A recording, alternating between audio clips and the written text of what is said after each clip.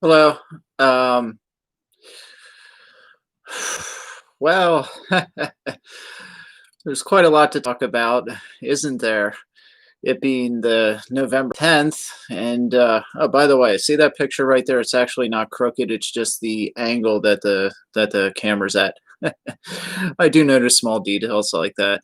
Anyway, I wish there were a lot more people paying attention to details like election officials, people counting the ballots, and all that sort of thing. It just so happens that there are minor glitches with some of the software in some of these states like Pennsylvania, Michigan, Wisconsin. But the bottom line at the end of all this, first off, I don't want to be one of the people that rushes to say that Pennsylvania, Wisconsin, Michigan, Georgia, Arizona, North Carolina, that they were all stolen by Biden. There's a lot of people that the minute they started seeing the map in certain states turning blue, it was stolen. Look, no matter what your political beliefs, there's no denying that this was going to end up as like this kind of, um, 50-50 split. There's no denying that because a lot of the people that voted for Biden, if not most of them, voted against Trump. They didn't vote for Biden. They were voting against Trump. So, let's not get it twisted. There wasn't an enormous amount of people that just, it's fake because there aren't that many people that like Biden. No, no. Even the Democrats know that Biden is an empty suit with dementia. The guy doesn't know what state he's in half the time. He lives in a state called denial, and he carries that state with him everywhere he goes. It, he doesn't know anything about modern technology. He thinks that we still use phonographs, record players, turn on the radio to get the news. What's a radio? I'm a millennial. What's a radio? I don't, what? AM, FM? What is that? A new way of insulting me? I've never heard of that. Um, so, I mean, even the people that backed Joe Biden and supported him, they didn't do it because they love Joe Biden or they truly, really support Joe Biden. Everybody knows that. So let's be clear about it. It's not, they didn't vote for Joe Biden, they voted against Donald Trump. And there are a lot of those people. We all know that there are a lot of those people. There's no denying that there's a lot of those people. So let's not just say that the race is rigged and it's fake because there aren't that many people that like Biden. Okay, yes, no. There of course there's not that many people that like Joe Biden. The guy's an incoherent swine. But there are that many people that despise Donald Trump. We know this. Okay, so now also with Fox News on the night of the election, they were I believe the first network to call Arizona for Joe Biden. Um, and this before the votes were even tallied completely. I think they were at something like, not even over 80%, or maybe they were in the mid 80s or something like that. And they said it's going to Biden. That was something that I thought was a little bizarre, is that you had these states like Arizona and later Wisconsin and Michigan. Nevada could be added to that list, that before voting was or before the counting of the ballots was finished, these states were declared as, Biden victories. Whereas states where, North Carolina for several days was just, it may even right now, a week later, what was the election was the 3rd, it's the 10th today. A week later, Tuesday, yeah. A week later, North Carolina still being at 94%. They said, we're done. We're not counting any more ballots. And so they just stopped counting. And Trump's in the lead. And so they don't, they would give Biden all these other states that are still counting. As long as you're still counting and there's not a 50,000 or 200,000 lead between one opponent and another, you should halt or wait. You should not call the state for any particular candidate. And I'll tell you why in a second. But in North Carolina, they've been at 94% for quite some time, and President Trump is leading there. and they haven't called it for him. That's, I think, 15 or 16 electoral votes. Now, that doesn't put him at 270, but it helps. Everything helps. Alaska, same thing. That's another three. Georgia, President Trump was leading in Georgia forever. And at the last second, there was this Biden push like there was in every other state. That's what I don't get. I don't get that. In every state, Pennsylvania, um, North Carolina was only as tight as it was because at the last second, a Biden push. Georgia, a Biden push. He's up by 7,000, which means there's going to be a recount. So Georgia is not a victory for Biden. It's a recount. That's another 16, 30 electoral votes between North Carolina and Georgia right there. Wisconsin, Michigan, they're within 1%. Those are recounts immediately. So this is not Biden's victory. And by the way, going back to what I was saying about the news stations like Fox and everybody else calling things quicker for Biden and not for Trump, you may say, oh, well, what's the significance of that? It's just news outlets, as many conservatives have been saying lately, don't call elections. So what does it really matter? Well, it matters because of, and you can see this on a wide scale with what's happening, is the narrative. The narrative is all important. It always is, and it always will be, as long as we rely on media, cable news, social media like Facebook, Twitter, well, Facebook and Twitter and YouTube, to shape our perception of what reality is, politically speaking, and in the social, on a social level as well, in the culture. The narrative right now, which is potent, is that these states have been won by Biden. The media outlets are saying it. Even Fox News said, hey, he got Arizona.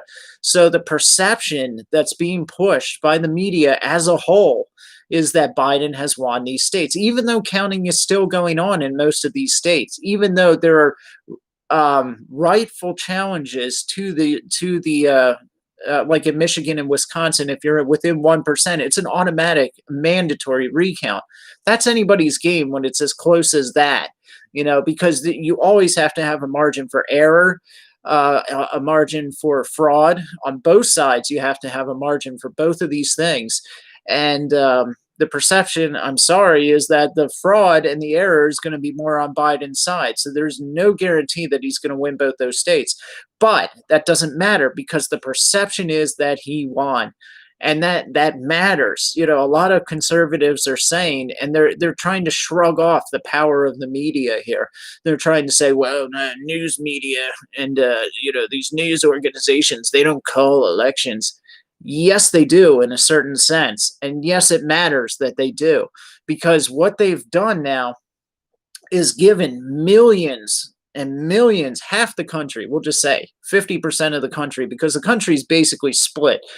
Even if you account for fraud, error, etc., the country's split down the middle, okay? 68 million for Trump, 71, 72 million for, it's split down the middle, okay?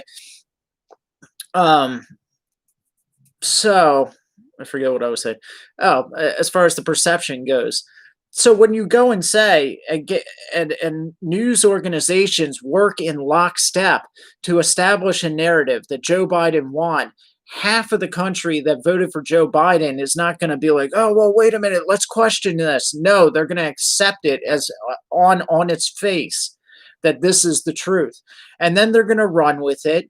And then the previous narrative that had been drilled through into our heads by the media and had been used to plant fear in the Democratic base was that President Trump, even if he lost, would not acquiesce. He would not concede the election, and he would refuse to leave power, thus bringing about a constitutional crisis. Well, now, because of the narrative they're peddling, it gives you the perception, because remember, they're giving you half of the country the perception that, hey, our guy won.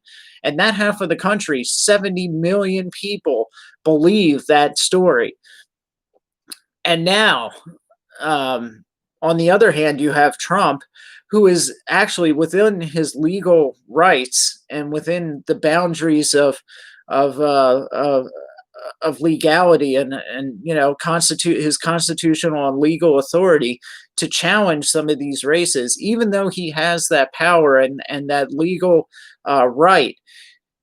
It still is starting to now look like he's doing what they said he would do, refusing to accept the outcome of of a democratic election. So this shows you the actual danger that the media is bringing about. You know, this is their baby. This is the result of the media narrative and the power of media. It really is to shape reality. I mean, even if these things aren't true, they're forcing it to be true. Okay, because of the way people react to them. So even again, if Trump is well within his bounds to do what he's doing, it almost doesn't matter because half the country is looking at that and saying, "No, you're refusing to accept the people's vote. You're refusing to accept the outcome of a fair election, and because of that, and you know what'll follow." You know, we've already seen what will follow: cities being burned to the ground, people being shot, businesses destroyed. Again, innocent people, their businesses being burned to the ground, dragged out, and now CNN, excuse me, at MSNBC are creating blacklists, lists of people that were within the Trump administration who are now, because Trump is perceived as the outgoing um, administration, and these people will no longer be employed probably by Joe Biden, they will now be looking for work. And so these people are making lists of the employees of the Trump administration and giving them out, doxing them, you know, giving out their personal information, trying to destroy their ability to have meaningful employment outside of, you know, in the next 4 years, if in theory Biden actually becomes president, which I think there's a fair chance he will. Um, because you got to remember, whether Trump's within his rights or not, it's in the hands of the court. And, you know, there's again the power of the media. Now the courts are going to take into account, well, half the country, you know, is going to be enraged. And, you know, you to go to the courts and actually think that Trump is going to come out the victor on that end of things, to me, is like saying it's naive, because you're basically telling me that you have faith in the court system, you have faith in our judges, you have faith in the Ninth Circuit Court and the Supreme Court and all that kind of stuff, and I really don't. I see no reason to believe that if President Trump was genuinely cheated in this election, what in the world would make you think that by going to the courts, they'd be like, ah, you got us. You went to the courts. Now we have to give the election back to you. No.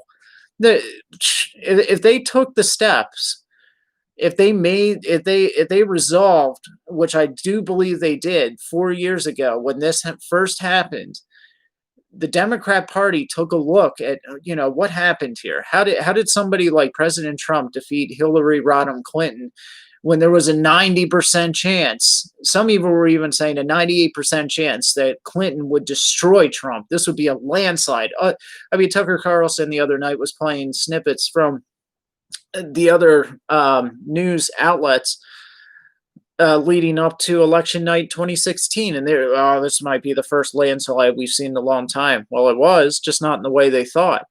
And they didn't forget about that. I mean, of course they didn't. They spent the first 3 years of his administration with some ridiculous witch hunt in Russia with Mueller, who, when he finally testified, looked like he was coming out of an Ambien stupor. Then you had that ridiculous, the stupidest thing we've ever been dragged through, the Ukraine impeachment, which was just, I mean, it's not even worth wasting words on that incomprehensible bullcrap. And so that, I mean, they spent his entire term, 4 years, trying to destroy the guy. In the midst of all that, of course, they sat around and were like, well, how did he even get elected in the first place? social media. Nobody was paying attention to social media in 2016, not the Democrats at least, and they didn't notice that all of President Trump's grassroots support was coming through Facebook, Twitter, all these Facebook groups that were organizing and working in union and tandem with each other, uh, raising money, where's his next rally? Everything, there was a whole network there on social media, not to mention the massive amount of ads that Trump was able to push through, and constantly having himself out there on social media, and far better than any other candidate at the time on both sides, the Democrats or the Republicans, and that appealed to a lot of young voters. And then you had conservatives like Milo Yiannopoulos and Gavin McInnes, and you know some of the other young, good-looking, that kind of thing, appealing, physically appealing, humorous, charismatic, all that kind of stuff that made Trump seem like this kind of also have this cool, young, hip, edgy flavor to him. Um, and that pulled in a lot of young voters too. So they took a look at all that, and what you've seen since then has been a systematic censorship of conservatives, particularly the conservatives that helped him get invite or elected in the first place. Where is Milo Yiannopoulos today? The guy doesn't have a career anymore. He was absolutely destroyed by his own people, which makes you really wonder about, who's really the good guy and the bad guy here, because it was the conservatives that disinvited him to CPAC, I think in 2017. And after that, they just shunned him. He was a pariah to conservatives, and the liberals already hated him. So where could he go at that point? Gavin McInnes, banned completely off of every social media platform. And where's the conservatives standing up for him? Laura Loomer banned from every public forum, which is Facebook and Twitter and Instagram. Psh, gone. YouTube, she might have her YouTube channel, I don't know. But I mean, for all intents and purposes, these people are gone. Alex Jones, gone. He was enormously instrumental in getting Donald Trump elected. I mean, Alex Jones had millions of subscribers on YouTube. Psh, gone. Um, and there are many others, there's comedians. I forget the one guy's, I think Owen Benjamin is his name, a popular conservative comedian. Psh, gone. Not allowed in the public square. Not your opinions, your jokes are not allowed to be heard. So that's what they did. And since then, it's just been ratcheting up and ratcheting up. And even the conservatives that have remained on Facebook and Twitter and the like have had their content, it's just been a never ending game that's being played of, their content being removed, flagged. They're in the Twitter jail for 2 weeks. Oh, I got banned for 10 days on Facebook. Now I'm back on, but they're shadow banning all my tweets. It's this endless game of just like, it's like you're slowly suffocating somebody, and that's what they're doing to the conservative movement. And they have these pop-ups like Gab, which I'm on, and Parlay, Parler, like parlor, but I think it's French parlay for speak. And I mean, it's okay. I heard Parlay has over 7 million users now. It's like the conservative Twitter.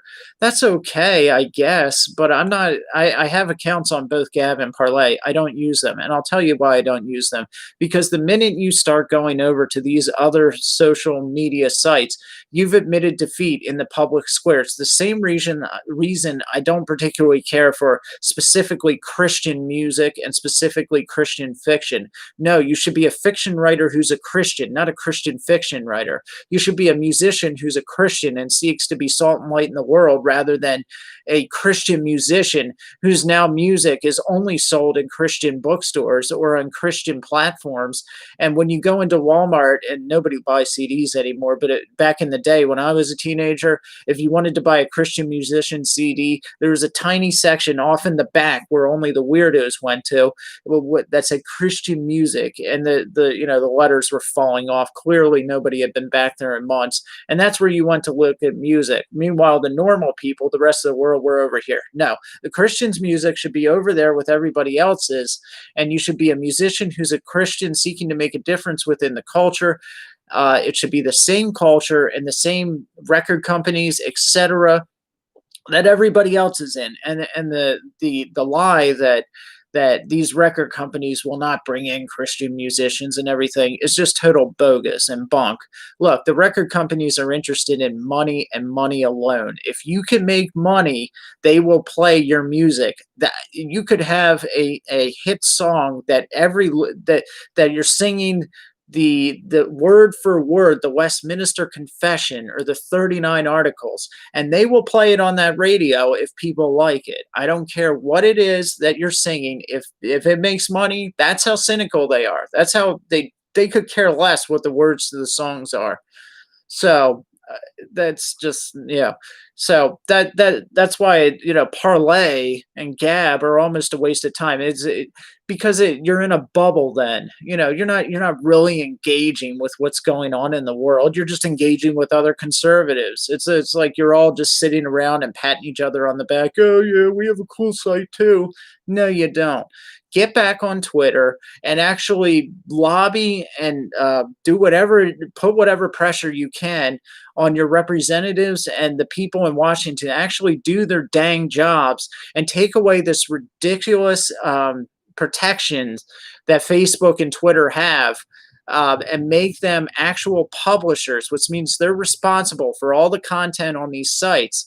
And we'll see that censorship stop real quick. You want to change things? Put pressure on your legislators and your representatives, because they're the ones that can make a difference. They take away, I think it's Section 230 or whatever, that these companies hide behind. We're not actually publishers. We're just platforms. No, the minute you start censoring, you're a publisher, because you're taking a specific stance and you're not just an open square, which is what they claim to be and what we all know they're not. But the minute you run away and you go to Gab or Parlay, then you're giving them the victory. They want you to go to Gab. They want you to go to Parlay. They don't want you. Stay there and be a thorn in the flesh. Anyway, and briefly, this brings me to the church, because something I'm really concerned about, if Joe Biden does get in, right away, that means that the church is going to be under, more persecution. That's just a given. Joe Biden hates Orthodox Christianity. That he claimed to be a true, Bible believing Catholic, a Catholic in good standing. Well, first off, the Catholic Church is apostate. So, am I supposed to vote for you now because you're in good standing with an apostate church? No. But even within the construct of the Roman Catholic Church, Joe Biden is no Orthodox Catholic. Orthodox Catholics do not support abortion. They should not, according to their doctrines, support homosexuality, the LGBTQ movement, transgenderism, they should not be supporting of. There's a whole host of socialism. You could go down the list. Virtually everything that the Democrat Party stands for violates Orthodox Catholic tradition, doctrine, and standards. Okay, that's why there was a particular priest that denied Joe Biden communion, and a cardinal who told him he was not a Roman Catholic within good standing in the church. They should have, if they had cojones, actually just excommunicated Joe Biden, and that would have made a far larger statement than just saying you can't take mass, which Biden probably went to the church around the corner who did serve him mass. Okay, so I mean, good on that one priest, but the rest of their church didn't follow suit. There's some good ones though, like Father James Altman, who's actually really good. If any of you listen to him, he has videos out saying, you can't be a Democrat and be a Catholic and all this kind of stuff, which is true. As much as I disagree with Roman Catholicism, I know at least some of what they stand for, and you cannot be a Democrat and a Roman Catholic. You cannot be a Democrat today and be an Anglican. Or a Presbyterian, or you can't be a Christian and be a Democrat as far as what they stand for today. It is impossible. The Democrat Party today violates every standard of God and man, um, and especially as God intended man to live on the earth. Every standard of the Bible, the Democrat Party violates. They claim, and they're tricky about these kinds of things, to stand for compassion, justice, social justice, racial tolerance, and all these kinds of things. And those are all good things and biblical things to stand for. It's just that their solution to those issues is anti-biblical and anti-Christian, and will inevitably take away your freedom and mine, take away the church's right to worship and to stand upon the doctrines and foundations and traditions and tenets and theology that has shaped it. Which bottom line means that it conflicts, their solutions conflict with scripture, and conflict with every church father, from Augustine to Aquinas to Luther to Calvin, you name it. There, you're not going to find a single church father that would agree with anything the Democrat Party is doing, and you're not going to find anywhere in scripture that does either. There's many Christians that love to take out of context certain platitudes, things that warm the heart, that Jesus said about loving your neighbor and loving God, and upon these two laws hang all the law and the prophets. Very true. But the question is, how do you love God and how do you love your neighbor? And they're harmonious. Loving God means that you will love your neighbor as yourself, and loving your neighbor as yourself means you love God. You cannot do one and not the other. And that's the first part of that that the Democrat Party completely just ignores and just skirts over, the loving God part. They pay no attention to that part whatsoever, and so they're incapable and have no ability to rationally, biblically, theologically explain how you are supposed to love your neighbor. So right away, if a Democrat or a liberal or an atheist or somebody like that starts telling you about compassion and racial tolerance and all this kind of stuff, your first question should be, it never will always be, but it should be, what is your relationship with God? Because if they don't have a relationship with Christ, then the second part of that, then everything that follows after is going to be gibberish. To me, it will be. You have to have that first part right, or everything that comes after it is doomed. Because you have to have the objective foundation, and anything, if you don't, then it's just pure subjective. That's just your opinion, and frankly, I don't care about your opinion. The world, there's a very foul um, phrase that people say: opinions are like bee polls. Everyone's got one, and that's true. And to be honest, most people's opinions are about as good and as valid as that. So your opinion doesn't matter, my opinion doesn't matter. Ultimately, they don't. The world is not shaped. The world was never founded upon my opinion or your opinion or George Washington's opinion. That's why in the Declaration of Independence they said these are inalienable rights, which means they transcend us. We did not make them up. We did not come up with them. We know that they are self-evidently there before the foundation of the world, before we existed, before the American government existed, before the United States was found and colonized. These things existed. They were true beyond in eternity past. And we found our nation upon them, and they cannot be altered. They cannot be challenged because they transcend us. The Democrat Party has nothing like that. What they have is a progressive. They view the Constitution, for example, as a living document, meaning it changes with the times. You cannot run a country off of a document that changes with the times, because the times always change. And well, just one way in which that can run horribly amok is that you set precedent every time you change it. So something bad happens, well, the Constitution's a living document, so let's enact martial law and change things. Well, when the next party gets into power, they're going to say, well, gee, that worked for them. So we've always wanted to do X, Y, and Z, but we have no way to do it. Let's create a face crisis, enact martial law, and do it.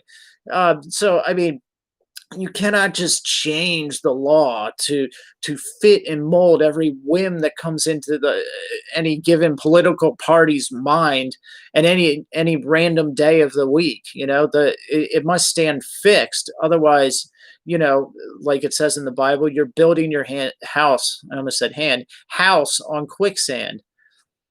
And that's what's happening. And it's funny that the liberals view the Constitution as a living document that changes with the times, and liberal theologians view the Bible as something, oh, any parts they can't change are just, oh, that was back in Moses, as if Moses didn't deal with a lot of the same issues we do today.